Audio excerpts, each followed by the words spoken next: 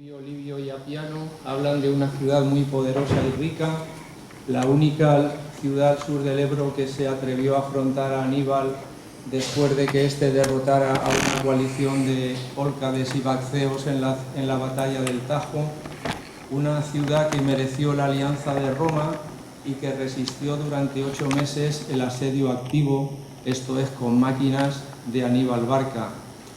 Frente a estas informaciones, pues Aranegui argumenta que el relato proporcionado por las fuentes exagera, pero creo que su posición se debilita mucho cuando acepta las cifras para todo lo inmediatamente anterior, es decir, para la expansión de los Barca en Iberia, también las acepta para todo lo inmediatamente posterior, lo referido a la Segunda Guerra Púnica, y resulta que rechaza solamente lo concerniente a Sagunto.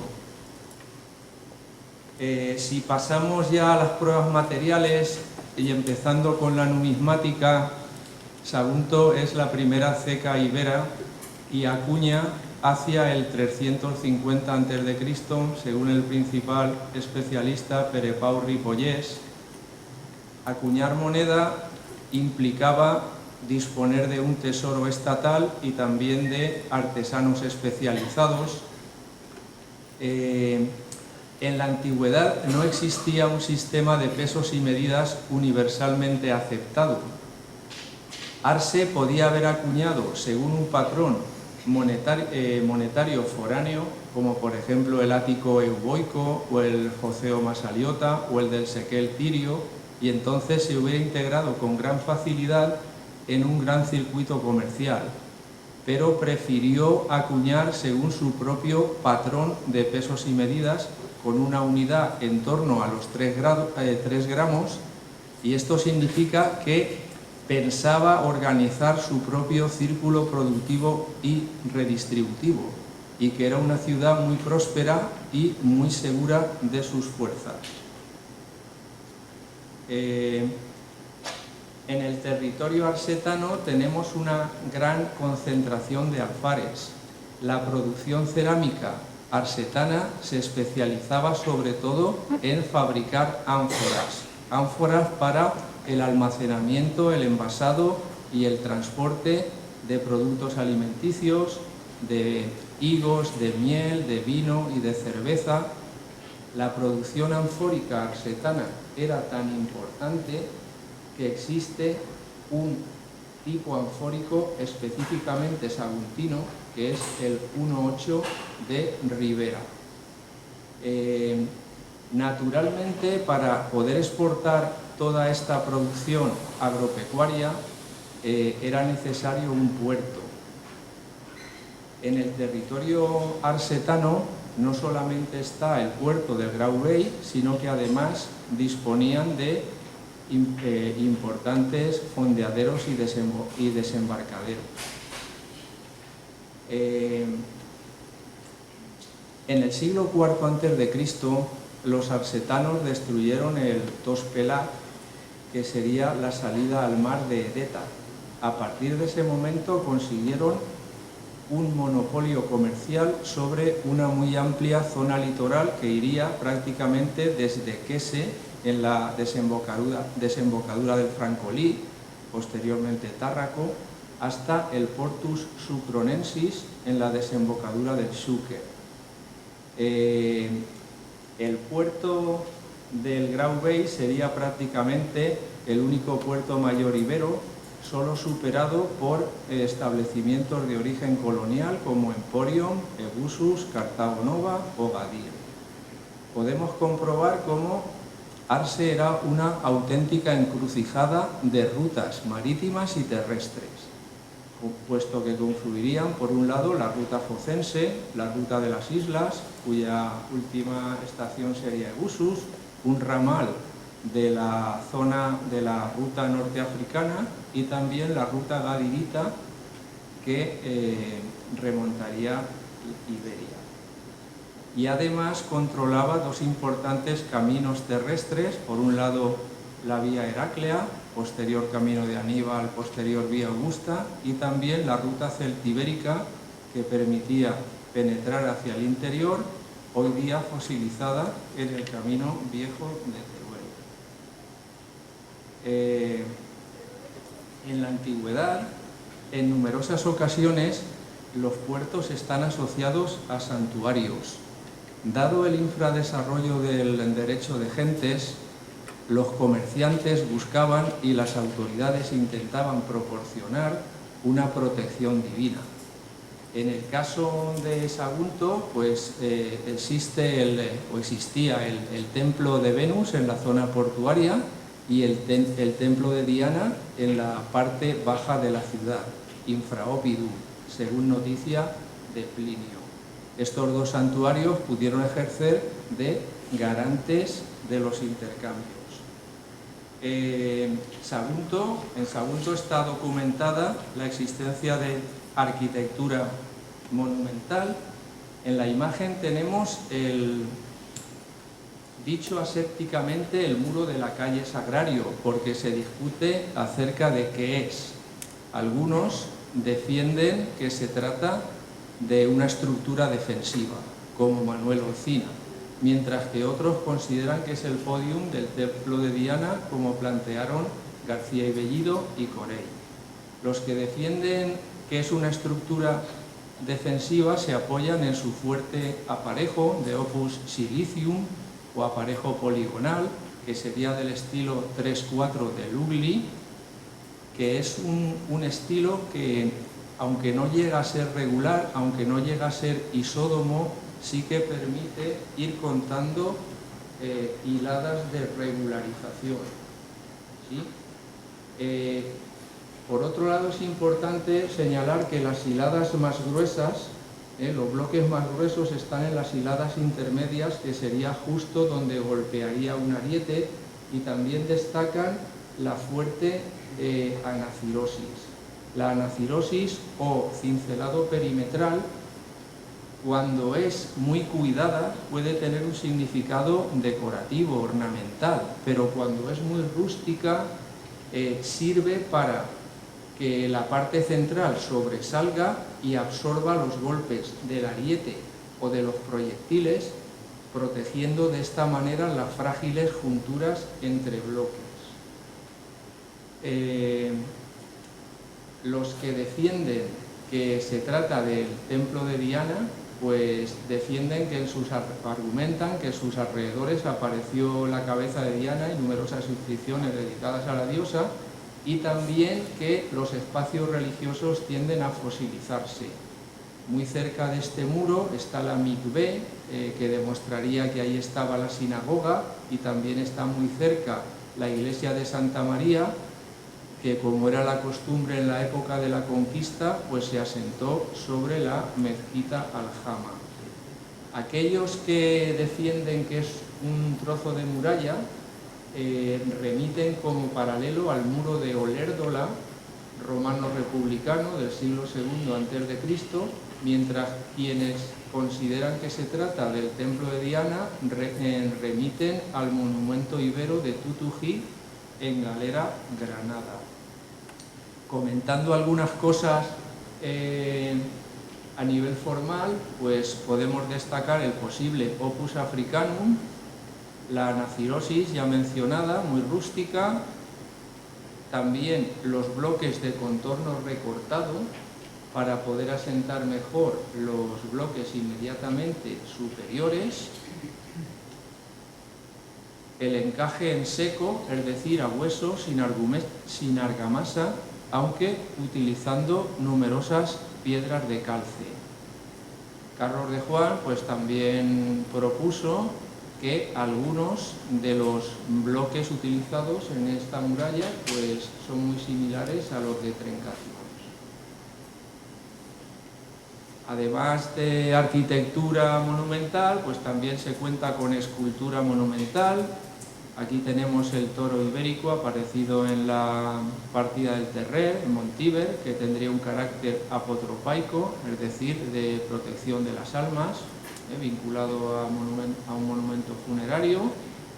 Y también destaca el domador de caballos en relieve, sería un tema muy recurrente en el Mediterráneo, el de la Podnia Hipón. También se ha documentado orfebrería. Aquí tenemos una falcata decorada que se conserva en el Museo de Prehistoria de Valencia, y también destacan, por ejemplo, las ricas importaciones, como este aplique de casco en forma de jabalí alado, hallado en la montaña frontera, o la crátera de Orley, que apareció en la necrópolis del poblado de la Punta de Orley de Valdeixó. En territorio arsetano también han aparecido numerosos epígrafes en escritura ibera.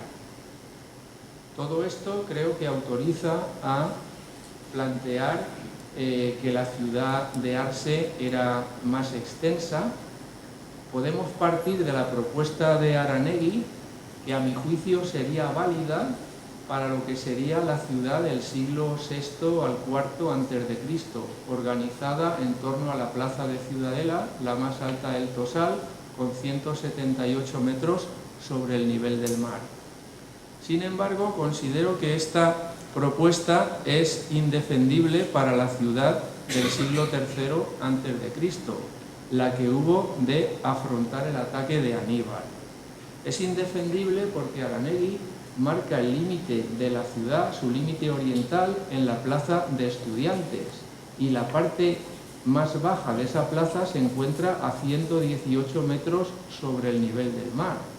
Es evidente que dejar sin ocupar y proteger las plazas de Armas y de Almenara, que están situadas a 130 y 146 metros sobre el nivel del mar, respectivamente, supone la defunción de la resistencia en el sector norte de Estudiantes en la época de pleno desarrollo de la artillería. En el siglo III la artillería está plenamente desarrollada y estandarizada, se conocen distintos tipos de piezas, petrobolos o litobolos, oxibeles, gastrafetes, catapultas. Se conocen piezas de tiro recto, otras de tiro curvo, algunas que lanzaban venablos y la catapultaria, otras que lanzaban bolaños. Los mayores bolaños llegaban a pesar 3 talentos, más de 75 kilos. Además, los oficiales de artillería conocían perfectamente cada pieza en función de su tamaño y en función de la munición utilizada, el rango o alcance que tenía. Por tanto, si en el siglo III a.C. se permite que los cartagineses ocupen sin oposición las plazas de Armas y de Almenara, la defunción de la resistencia en el sector de Estudiantes es automática. Aranegui intenta defender su argumentación diciendo que las plazas de Armas y de Almenara estaban separadas del resto del Tosal por una fuerte vaguada, la que fue aterrazada para instalar el Foro Augusteo posteriormente. Pero ese argumento en realidad hace más imperiosa la ocupación de tales plazas, porque impediría desalojar a los cartagineses una vez situados en una posición tan ventajosa mediante un contraataque de infantería. Por tanto, insisto, tendrían que estar ocupadas no solo las plazas de Armas y de Almenara, sino también el acceso a las mismas a través de la plaza de Conejera y de Tres Castellets. Aquí tenemos cómo la plaza de Tres Castellets tiene hasta 3 cinturones defensivos a 3 alturas distintas, inferior, medio y superior. En estos cinturones defensivos podemos documentar murallas de doble paramento, torres proyectadas y caminos de ronda. Empezando por las murallas de doble paramento, los griegos utilizaban un sistema constructivo denominado emplectón: paramento exterior, paramento interior y relleno. Aquí tenemos una foto aérea y podemos ver lo que cualquier especialista en castillos diría que es un cubo medieval. y estoy de acuerdo por lo que se refiere al alzado, pero planteo que la planta es ibera. Para defender esto contamos con dos importantes apoyos. Por ejemplo, podemos fijarnos en que el muro de doble paramento desemboca precisamente en la parte posterior de la torre, incluso sigue en la plaza de Conejera, y el otro apoyo sería que unos 30 metros al este encontraríamos esta torre gemela, de la que solo queda la primera hilada, pero creo que se ve perfectamente el paramento lateral. El paramento frontal tiene unos 5 metros de lado, como la otra, y además, donde tenemos marcada la B, tenemos el paramento exterior y el paramento interior, y el relleno que desemboca en la parte posterior de la torre. Las torres proyectadas hacia el exterior tenían la finalidad de proporcionar fuego cruzado o de enfilada. Quiere decir que cuando el asaltante atacara el lienzo, recibiría fuego frontal desde el lienzo, pero también recibiría fuego lateral desde las torres proyectadas. Las torres proyectadas hacia el exterior tienen dos importantes desventajas. La primera es que alargan el recinto, y la segunda es que sus esquinas eran los puntos preferidos por los asaltantes para colocar las escalas de asalto, porque a los defensores les resultaba más complicado acercarse para empujarlas con perchas, y además las aristas vivas eran más frágiles a los golpes de ariete y de proyectil. Pero, sin embargo, la ventaja de obtener fuego cruzado compensó las anteriores. Aquí podemos ver en esa continuación en la plaza de Conejera cómo se ha recortado roca para aumentar la altura relativa de la muralla. Hay un recorte vertical de la roca.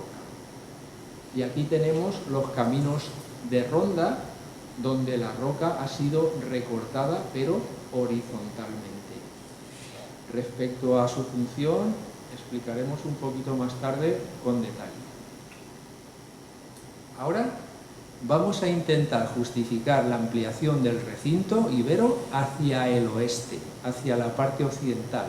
Y este es el muro clave, porque este muro se encuentra a media ladera de la Lloma de les Bases.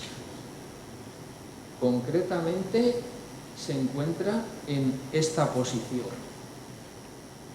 Se encuentra aquí, y es muy importante porque si el recinto propuesto por Aranegui y Bonafé lo tenemos en amarillo, está claro que ese muro está en posición excéntrica, extraña, sin defender nada, sin sentido alguno. A mi juicio, ese muro dinamita la propuesta de Aranegui y exige una alternativa. De cada muro tenemos que hacer un análisis táctico partiendo de su ubicación, partiendo del lugar donde está situado y del entorno inmediato. Porque esto nos dice, por un lado, qué espacios domina, por otro lado, qué direcciones de avance y aproximación del enemigo puede bloquear, pero también nos indica desde qué espacios puede ser dominado, estando seguros de que esos espacios también estarán protegidos y ocupados, porque lo contrario significa anular el valor defensivo del muro y condenarlo a la segura destrucción. Entonces, este muro está exactamente, este muro está exactamente ahí, a media ladera. La lógica poliorcética más elemental nos dice que está defendiendo la zona situada más arriba, que no es otra que la Lloma de les Bases.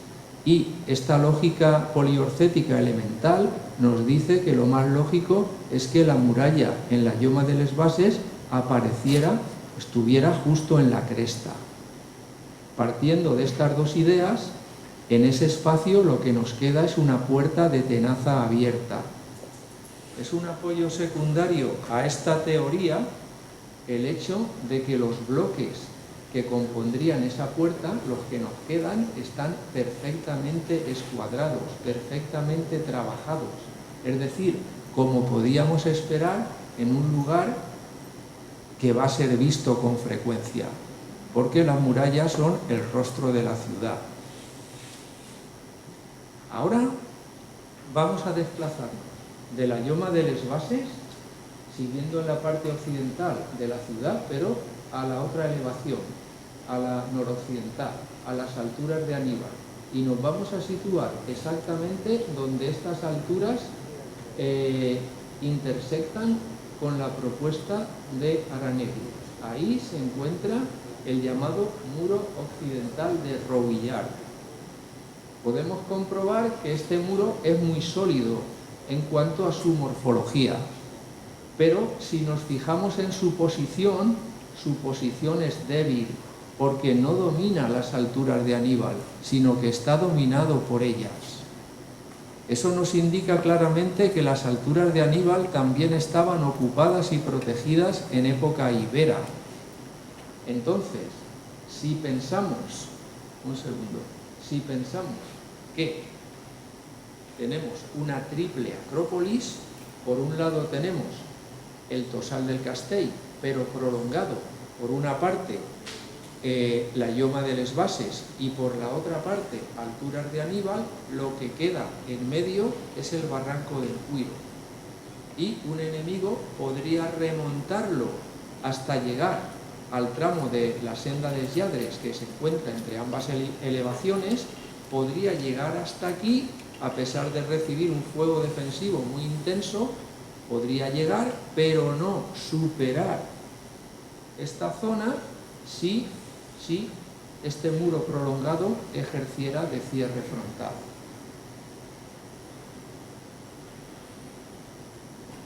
Bien, ahora tengo que explicar el porqué de una acrópolis tan extensa. Y para eso vamos a hacer una comparación con los sistemas defensivos griegos. En el mundo griego al principio solamente se protegería la acrópolis, pero cuando tuvieron más recursos empezaron a proteger la ciudad en su conjunto, erigiendo un muro llamado de diateiquisma. Esto resultó insuficiente cuando en el siglo IV los ingenieros de Dionisio de Siracusa desarrollan la artillería de tensión. Poco después, mejorada por los ingenieros de Filipo II de Macedonia, apareciendo la artillería de torsión. Cuando la artillería está plenamente desarrollada, es necesario también ocupar cualquier elevación cercana a la ciudad desde la que ésta pueda dominarse. Y entonces aparece el gran recinto. El gran recinto suponía un problema para los defensores, y era que les obligaba a sobreextender sus fuerzas. Los atacantes intentaron aprovecharlo realizando ataques repetidos, frecuentes, en lugares del recinto que estuvieran alejados entre sí. Se trataba de agotar al defensor. Pero los principales tratadistas militares de la época, como Eneas el Táctico o Filón de Bizancio, proponen dejar siempre un cuerpo en reserva y tener caminos de ronda para poder llevar las tropas de refresco rapidísimamente a cualquier punto especialmente amenazado. Entonces aquí tenemos un camino de ronda en forma de senda fosilizada. En este caso está al exterior de la plaza de Almenara, en la zona oriental del Tosal, y podemos comprobar que, aunque hay un precipicio, hay un cortado, podemos comprobar que las casas están mucho más abajo. Si Aníbal hubiera colocado allí abajo sus piezas de mayor calibre y las hubiera cebado con munición relativamente de pequeño calibre hubieran podido ejercer un fuego de interdicción sobre esa senda. Y por eso esa senda también está protegida. Ahí vemos bloques enormes. Vale, pues contextualizando un poco, la poliorcética mecanizada helenística llega a Iberia en el año 237 a.C., cuando Amílcar Barca desembarca en Gadir con la intención de conquistar Iberia. En ese momento los iberos tienen dos opciones. La primera es rendirse y la segunda es adaptar sus defensas. ¿Qué es lo que ocurre? Que considero que la mayoría de los iberos no tenían los recursos ni los conocimientos para poder hacerlo. Pero los arsetanos, que son los más mediterráneos de los iberos y tenían riqueza gracias a lucrativo tráfico comercial y también conocimientos por los contactos, sí que adaptaron sus defensas. De esta manera, las alturas de Aníbal estarían, por un lado, dominando esta parte, pero también dominan el río en el punto en que la montaña se asoma al mismo, y también podrían dominar la ciudad, que a mi juicio se extendería desde la Acrópolis al Palancia. Ahora intentaré demostrar que la ciudad era tan extensa, mucho más de lo que proponen Aranegui y Bonafé. En primer lugar tenemos el testimonio arqueológico. Hemos encontrado abundantísima cerámica ibera, predominante claramente en algunos estratos, en la iglesia del Salvador, en la plaza de la Morería y también en el solar de Quevedo. Además tenemos el argumento hídrico. Such demostró a través de su fórmula que una ciudad de clima mediterráneo no se puede abastecer solamente a través de sus cisternas. Entonces, una resistencia de 8 meses exigiría necesariamente pozos freáticos. Bajo la ciudad de Sagunto tenemos dos importantes acuíferos, el de la plana litoral y el de Gausa. Y contamos con un importante testimonio histórico. Santiago Bru y Vidal recoge un documento del archivo del antiguo Reino de Valencia, donde el juez residente Cortés solicita que se haga un estudio a la audiencia real para el alumbramiento de las aguas. Y dice Santiago que durante su infancia todavía estaban esas fuentes en el Raval de la Trinitat, en el de San Francesc y en la Plaza Major.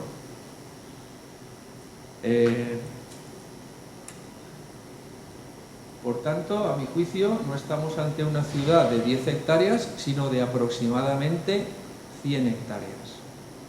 Ahora voy a introducir un concepto de Antonio García Bellido. Utilizaba el concepto de autofagia. Decía que aquellas ciudades que existían desde la antigüedad se habían como devorado a sí mismas. Quería decir que cada cultura procesaba, reutilizaba los materiales de la cultura anterior, de tal manera que de la cultura fundadora, primigenia, quedarían poquitos restos. Y por eso cada resto que conservamos de época ibera es un tesoro informativo. Aquí tenemos un ejemplo de autofagia, tenemos un bloque esquinero de una torre, pero si nos fijamos bien, en realidad es un pedestal de escultura reutilizado. Ahí tenemos los pies marcados. Vale.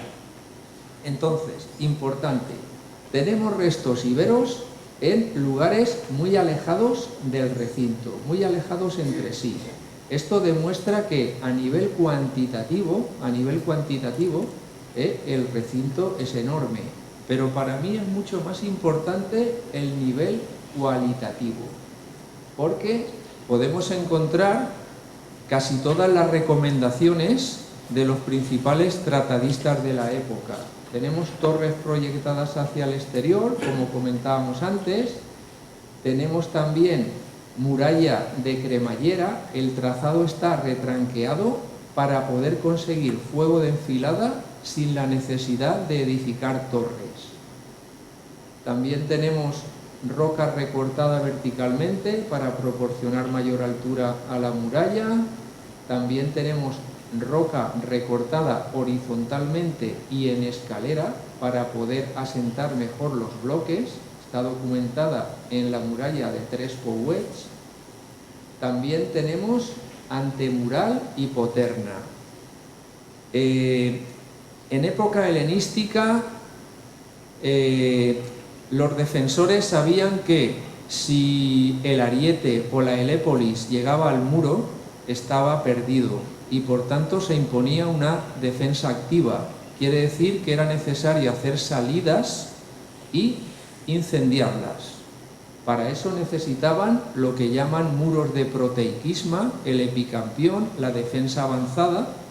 Aquí tenemos antemural, aquí tenemos poterna y aquí tenemos casamatas. A ver, existe un tipo de murallas que se llaman de compartimentos. Pueden recibir diferentes nombres según su función. Pueden ser simples almacenes. Cuando tienen que albergar tropas se habla de murallas de casernas, pero cuando albergan piezas de artillería, entonces se les denomina casamatas. Nosotros conocemos las murallas de compartimento del Brull, en Turó de Montgros, y allí, ante una amenaza, se rellenaron. Eso quiere decir que se consiguió una muralla de 6 metros de espesor, pero ante amenaza los arsetanos no rellenaron porque su función era disparar. Eso también lo demuestra que están adosadas al exterior de la muralla principal. Si fueran almacenes, seguramente estarían adosadas al interior. Aquí tenemos la visión de conjunto del sector septentrional de Estudiantes, con torres proyectadas, antemural, poterna.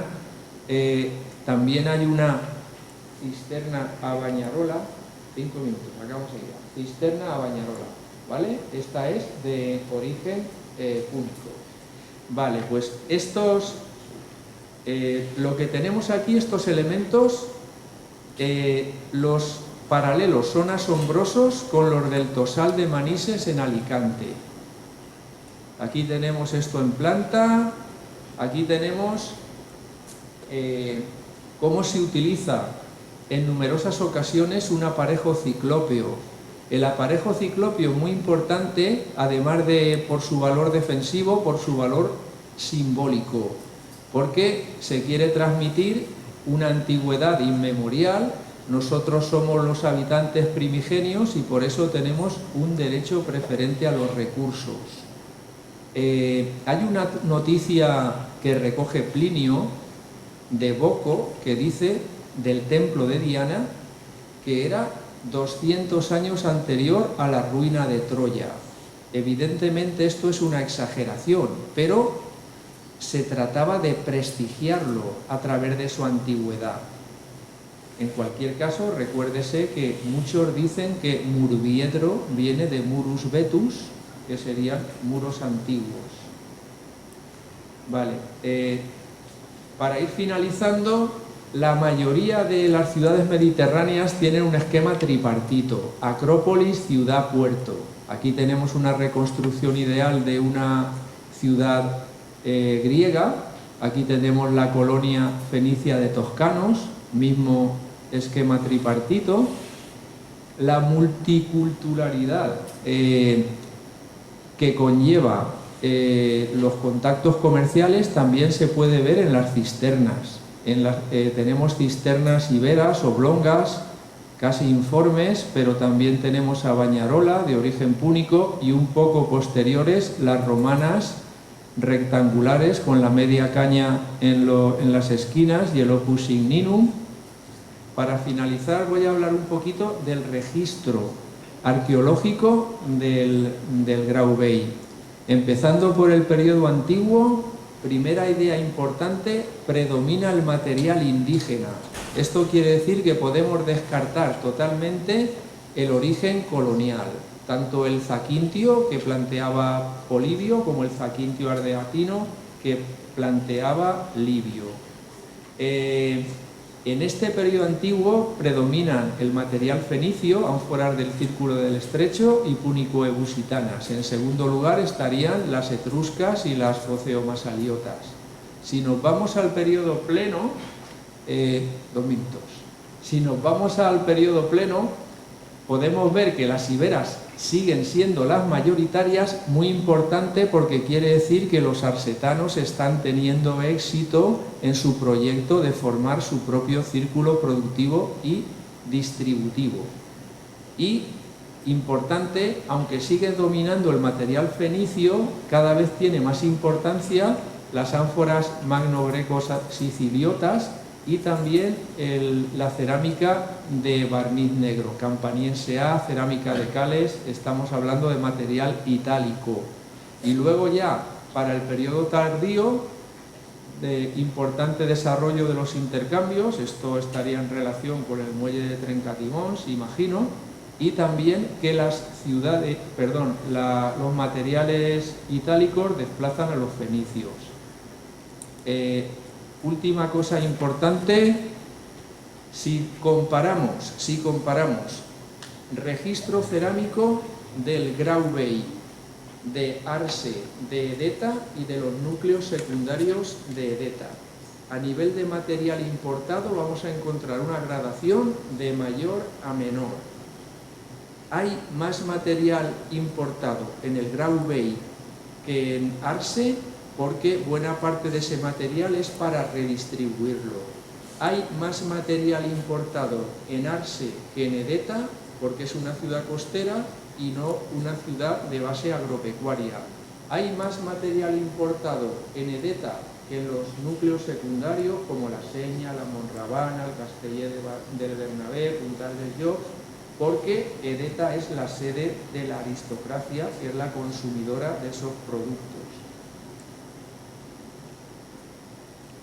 Vale, y lo último que quiero decir, 30 segundos, que a mi juicio la ciudad y el puerto nacen a la vez, más o menos hacia el siglo VI a.C., y muy importante que esto supone un cambio de la estructura del poblamiento, porque en época de la Edad del Bronce el principal asentamiento estaba en el Pic dels Corts, a unos 3 kilómetros al norte de la ciudad.